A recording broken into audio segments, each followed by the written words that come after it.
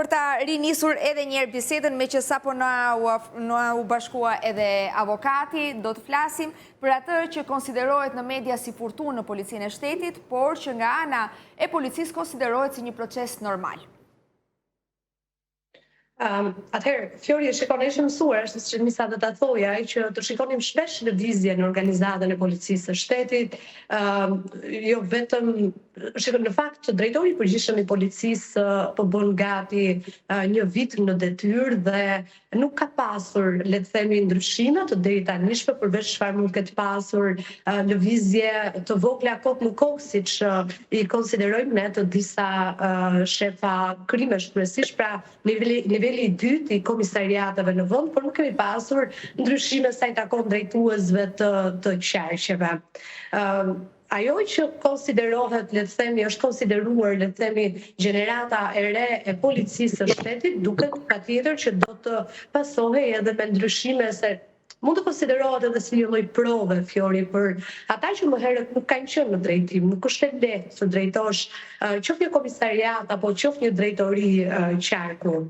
Duhet një eksperiencë, patjetër, dhe kjo eksperiencë duhet të jetë e mbushur jo vetëm me të qenit një hetues i mirë, por të qenit edhe një menaxher shumë i mirë, kështu që me sa duket kanë çeduar në këtë pjesë dhe prandaj janë futur edhe është rihapur edhe gara. Por duhet kujtojmë këtu që vetëm një garë që u bë në policinë e shtetit ishte ajo e shefave të komisariateve dhe drejtuesve të qarqeve, por mbetën jashtë kësaj gare departamentet në drejtorinë e përgjithshme të policisë së shtetit, por edhe në drejtoritë e qarqeve dhe policia kufitare. Kështu që këtë radhë është hapur gara edhe për 2 komisariate të policisë kufitare, mos gaboj për policinë kufitare të Dibrës dhe për policinë kufitare të Rinasit. Ndërkohë ka brenda kësaj gare edhe disa komisariate në rang republike, njëri prej tyre është komisariati numër 2 në kryeqytet, ku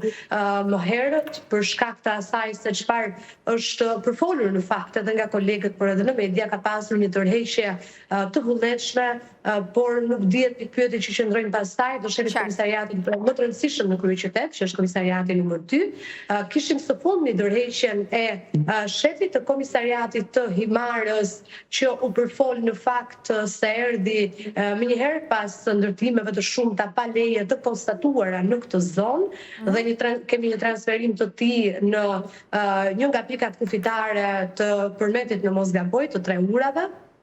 Ndërkohë, kemi edhe garën për shefin e komisariatit të Kurbinit, duke qenë se i mëparshmi kandidoi për deputet në siglën e Partisë Socialiste, duke u larguar kështu nga policia e shtetit dhe duke ju futur politikës. A janë të nevojshme për ndryshime dhe a janë pjesë e procedurës?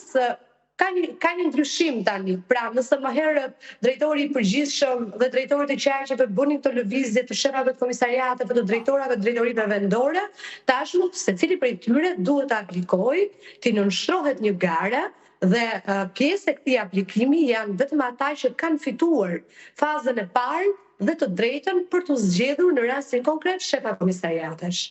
Avokat, një opinion fare të shkurtër, qartë. Një opinion fare të shkurtër. Çfarë sjellin këto ndryshime, aq më tepër kur bëhen publike, avokat Petraj? Nuk është se ka ndonjë lloj satisfaksioni me këto ndryshime, sepse asgjë nuk ndryshon, por që problematika ngelet e njëjtë, aq më tepër ajo që tha Aida për shefin e komisariatit të Himarës që ka lutuar për ndërtimet pa leje. Është një gaf jashtëzakonshme, po të mendosh që policia shkarkon një drejtues të policisë shtetit për ndërtimet pa leje, e para njerë që se ka tagrin fare njërë, sipas procedurës, policia e shtetit të merret me territorin edhe të kaloj direkt me status diktatori në thonjza, por që janë instrumentat e tjerë të bashkisë, janë ekspertët, është IKMT-ja dhe kishim një shkarkim në zinxhir në fakt, më fal avokat. Kishim një shkarkim në zinxhir. Për ta sqaruar këtë pjesë, po. Edhe atëherë kishim shkarkimin e gjithë zinxhirit të IMT-s Bashkisë Himarës, kishim largimin e shefit komisariatit dhe tani i vetmi institucion që unë kam parë të paprekur dhe pa mbajtur ndonjë përgjegjësi është institucioni kryesor që përgjigjet për ndërtime në rang republike, që është Inspektorati Kombëtar i Mbrojtjes së Territorit. Nuk kam parë të bashkimit, pastaj kalohet tek ato. Bashkimi kalohet tek këto strukturat e tjera, sepse këtu ka një mbivendosje institucionesh. Problemi është thjesht ndërtimet pa leje goditen. Ju i dini shumë mirë se çfarë sa bajat është kryer pjesa e ndërtimeve pa leje. Kush quhet ndërtim pa leje? Pse rregullon dritare? Pse mundohet të subatoj shtëpinë? Pse jo, nuk jemi përpara këtij realiteti. Nuk është ky realiteti për cilin po flasim, të paktën sa i përket. Jo, e mora me rastin të cilët janë shkarkuar. Okej, në rregull. Pjesa e sinqerave të shkarkuar, me fjalë nuk përkon me realitetin. Me fjalë këtu e kam, sepse këtu ka një mbivendosje. Ç'pun ka policia, për shembull, policia e shtetit goditet sot sepse ka ndodhur ndërtimet pa leje. Ne dim shumë mirë se çfarë bëhet. Nuk është kaq e thjeshtë, avokat mendoj, nuk është kaq e thjeshtë mendoj, kështu që Aida, shiko, do të dish diçka, e njoh kaq mirë situatën e ndërtimeve pa leje, saqë thjesht janë kthyer në personazhe që e pengojnë zhvillimin. Edhe leje të rregull të kesh, aty të vinë 10 policit e dera dhe e shikon veten që ti çuditërisht çeka dhe shkelës ligjit. Këto janë gabime shumë procedurale dhe normalisht mos më pëlqejnë. Policia e shtetit s'ka punë fare në momentin që evidentohet një ndërtim pa leje apo punime pa leje. S'ka punë, me vjerë është pjesa e bashkisë ajo që ka në administrim territorin. Këtu e kam, nuk e kam të pjesa që ajo pse u shkarkuan, si u shkarkuan. Ajo ngjitet në një raport të cilin e di vetë Drejtoria e Policisë Vlorës dhe Drejtoria e Përgjithshme. Se si e vendosë. Mos të hym në detaje, thjesht po. Dhe nëse hyjmë tek përgjegjësitë e policisë, çfarë duhet bëj dhe çfarë nuk duhet bëj, në fakt ka një ngatresë shumë të madhe sa i takon rolit. Për çdo gjë vetëm përplaset tek policia, ne i pamëm sezonet e kaluara se si punojësit e policisë ishin shezlonat në përvijën bregdetare, duke rëndesh fakt me atë që kjo uniform duhet të përfaqësojë. Kështu që po të hyjmë kësaj, avokat ke të drejtë në atë që thua, që janë sa gjëra që nuk janë fare tagër i policisë, por për hir të vërtetës ne kemi parë policinë që është edhe në mendsinë tonë që për çdo gjë i drejtohemi policisë. Kështu që pra është shpesh edhe mendësia jona, ai që Fiori thotë. Dhe për të kaluar pak tek SPAK, ne e diskutojmë shpesh aktivitetin e këtij institucioni, është në qendër të vëmendjes deklaratat e shpeshta të kreut të prokurorisë posaçme zotit Dumani, ndërkohë që krimi zgjedhor mbetet ende një nga momentet, le të themi, më delikate për sa i përket aktivitetit të SPAK, sepse kanë shprehur kënaqësi forcat të ndryshme politike si Majtas dhe Djathtas, por për kënaqësia më e madhe vjen nga ato që konsiderohen si partitë e reja, si subjektet e reja politike, duke thënë se roli i task force-s i krijuar përpara fushatës në bazë të një marrëveshjeje ndërmjet SPAK, Prokurorisë Përgjithshme, KQZ-s dhe Policisë së Shtetit, nuk është se ka qenë domethënës. Avokat. Shikom, Fiori, kjo pjesa e krimit zgjedhor është pak për të shiruar, pasi kemi vetëm deklarime verbale dhe jo prova konkrete.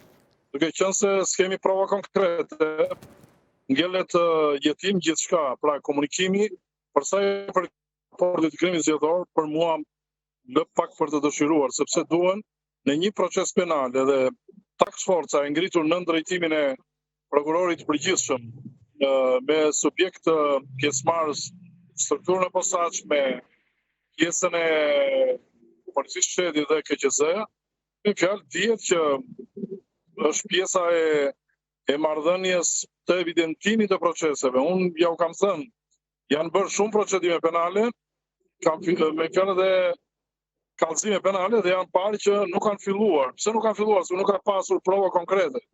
Tani, ato procedime të cilët kanë filluar dhe ju kanë marrë telefonat, nuk është ka gjithë thjesht ta fillosh edhe ta mbarosh tani këtë pjesë. Se vetëm pjesa e marrjes komunikimeve telefonike të cilët bëhet nga operatorët telefonik në Shqipëri, do kohën e vetë, pjesa e përcaktimit dhe kolaudimit atyre tabulateve, edhe ajo do kohën e vet.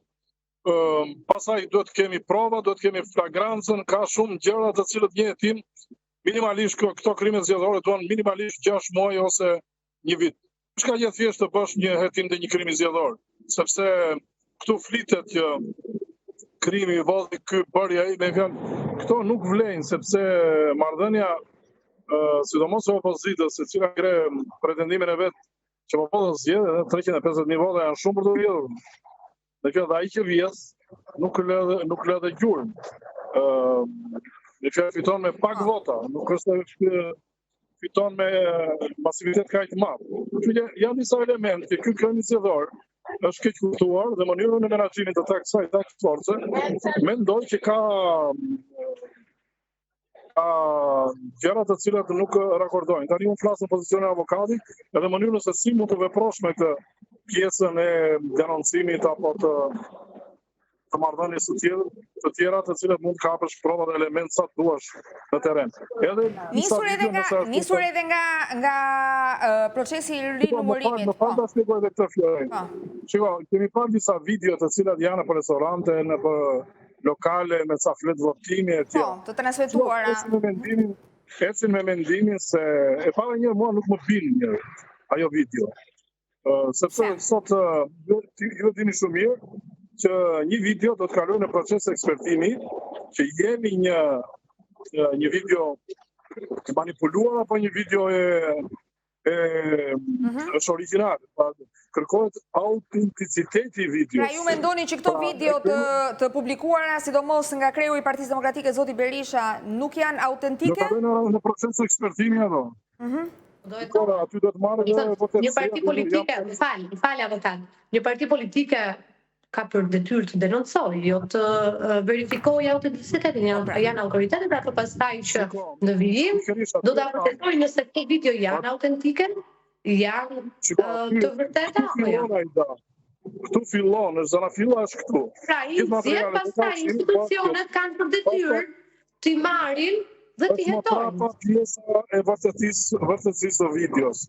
Pra kemi marrëdhënien e parë, kemi kallëzimin, provat materiale të cilët mendojnë ato audio, video, foto, personat të cilët janë në video merren thriten dhe merren deklarata nga ata persona, ndoshta mund të bëhet një mbledhje dhe kyrje të elementeve të provave, të cilat mund të ketë kamera për ambiente apo në ambientet e tjera që të bëhet lidhja e asaj video me lëvizjet në afatet kohore, sepse bëhet edhe balancimi i kohës, i timerit të caktuar të një DVR-je me këtë pjesën me celularin.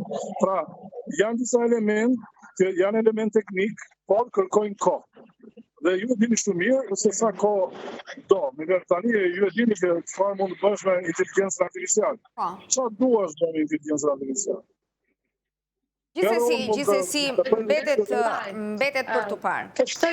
Të shtoj diçka sa i takon në krimeve zgjedhore. Së pari, kjo task force, kjo strukturë e posaçme, patjetër që nuk ka qëndruar pa mbledhje të dhëna dhe jo më kot, janë sekuestruar telefonat e disa personave të cilët, le të themi, disa se ka pasur të dhëna mesazhe të denoncuara, disa sepse edhe janë të kasur në terren apo kanë patur indicje këto hetues që kanë zbarkuar si në fushatën zgjedhore ashtu në ditën e zgjedhjeve në terren, dhe janë sekuestruar pikërisht telefonat e këtyre të fundit që ka pasur dyshime dhe të dhëna që kanë kryer krime zgjedhore. Kjo mbetet për të parë dhe shkoj përshtat me atë që avokati tha do kohë.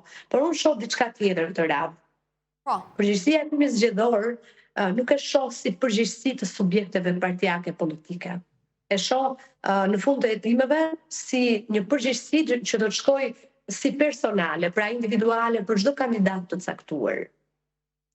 Dhe jam e bindur që kjo ka qenë një strategji mjaft e mirë që të mos ndikojë tek votat për partinë, por tek votat për individin, pra për kandidatin e caktuar, dhe nëse një kandidat i caktuar ka përgjegjësi, ka kryer krim zgjedhor, ikën kandidati dhe votat i qëndrojnë partisë dhe vjen tjetri që është në radhë pas tij. Qartë. Pra do të shumë përgjegjësi individuale në përfundim të këtyre hetimeve. Gjithsesi, të paktën analistë të ndryshëm që unë kam pyetur në studio për gjatë gjithë kësaj kohe thonë që të vetmit që mund të vijen përpara përgjegjësisë dhe që do të mbajnë edhe, le të themi, një lloj ngarkese ligjore janë pikërisht numëruesit dhe komisionerët avokat. E gjithë kjo po bëhet pikërisht për të burgosur disa numërues dhe komisionerë që tek e fundit i përkasin partive. Po si? Po s'pati prova konkrete dhe prova reale, nuk pra ju jeni skeptik tek e gjithë ky proces. Duke nisur që nga videot e denoncuara. Problemi këtu bëhet për të fokusuar punën të cilën ka bërë policia e shtetit, që këtë e kemi parë dhe vetë, që policia e shtetit nuk kemi pasur incidente minimalisht, dhe gjëra kaq të vogla, sa që janë të papërfillshme në një terren ballkanik, sidomos shqiptar, me një agresivitet dhe një polarizim të jashtëzakonshëm të pjesës politikës dhe asaj për të cilën madhështorët kishin shpallur dhe fitoren para 6 muajve dhe rrinin duke vëzhguar në për kafe se si do dilte rezultati i zgjedhjeve. Dhe e kishin bazuar te pjesa të cilët mendonin që do të kishe te pjesa që kanë vjedhur bën me kjo ishte një skenar. Tani po të shikojmë pjesa e task force-s më duk shumë pozitive dhe nëse do të ketë gjëra konkrete, për shembull, ai rasti Vaudejs, që mund të ketë element të cilat do përmbledhen të gjithë si nga pjesa e kamerave, telefonave, lidhjet, pyetjet e personave, komunikime në orë të caktuara, ka apo s'ka në aplikacionet e tyre, po është kohë shumë e gjatë, me këtë duhet të dini që krimi zgjedhor nuk s'ka gjithë thjesht për ta zbuluar. Këtë gjitha dini, sepse kemi pasur edhe rastin e Peshkopisë. Po, ka një ndërhyrje nga Aida, po? Dhe ishte një rast i cili sfidua sepse në një komunikim dhe në përgjime, nëse nuk kapet pjesa monetare, para ose në këmbim të votës, nuk quhet më pjesë blerje vote, nuk quhet krim zgjedhor. Dhe edhe pse u bë buje madhe, problemi kapet teknikisht, problemet kapen me seriozitet dhe i lihet organit akuzës të komunikojë, jemi apo si jemi përballë një krimi zgjedhor. Mirë po këtu, po të shikoni një pjesë të politikës nuk e njeh strukturën e posaçme. E tani ankohet për strukturën e posaçme. Nëse se njeh, mos u ankohet më për të. Qartë. Dhe mos kërkon ndim nga ajo. Atëherë, një opinion të fundit, Aida, pritet që të ketë masa sigurie pikërisht për sa i përket krimit zgjedhor? Shiko, së parë njerë duhet të theksoj që fakti që nuk ka pasur arrestime në flagrancë të personave të cilët kanë kryer shitblerje vote, një nga krimet zgjedhore më të lehta për të kryer dhe ndër më të kryerit ndër vite. Kjo nuk do të thotë që nuk ka regjistrime të dhëna që mund të ketë pasur edhe akte të tilla. Unë vazhdoj ta përgëzoj ta sforcëm, sepse e frenoj shumë gjëra që nuk ndodhen këto zgjedhje, ndryshe nga sa priteshin të ndodhnin, por do doja të shikoja një hetim dinjitoz dhe për herë të parë kemi një hetim të plot, duke shkuar deri tek rrënjët e thella dhe tek burimi se nga ku vjen dhe kush janë ata të cilët e synojnë më shumë krimin zgjedhor. Pra kush janë përfituesit e vërtet? Dhe përfituesit e vërtet janë subjektet për partitë politike, por dhe vetë kandidatët që ishin në këto zgjedhje në listat hapura dhe në garë. Vetëm nëse nuk ka prova, kjo është tjetër gjë, por nëse ka prova dhe do të tentojnë të fshihen, kjo do ishte shumë e rëndë. Nëse ka prova dhe do të kryejnë një hetim dinjitoz, atëherë do të ishte një shpresë shumë e madhe që në fund në vendin tonë do të bëhen zgjedhje të lira, të ndershme dhe demokratike që trumbetohen me kaq të madhe, por në fakt deri tani nuk i kam parë. Unë ju falenderoj shumë për lidhjen. Po, diçka të fundit, avokat, përpara se ta mbyll, po? Të shpejt. Ideja është që përgjegjësia dhe barra bie kryesisht mbi policinë e shtetit.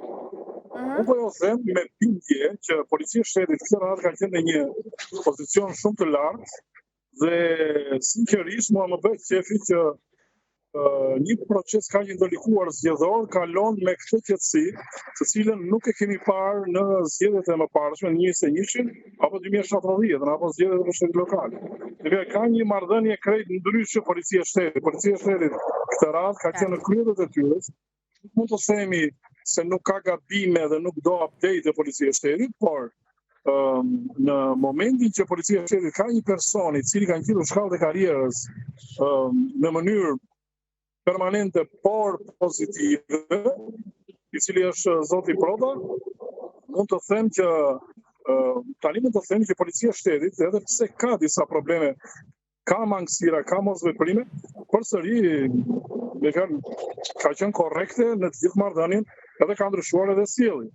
Edhe pse ka defekte edhe brenda komisariateve që ka njerëz të cilët nuk meritojnë të jenë në policinë e shtetit, por që në përgjithësi ka lëvizje dhe ka përmirësim. Këtë duhet të di dhe kjo i ngjelet të zotit Proda. Ju falenderoj shumë. Faleminderit për të gjitha opinionet që ndatë edhe për bisedën, gjithashtu edhe për kohën, ditë të mbar, kalojmë në publicitet, rikthehemi pas pak.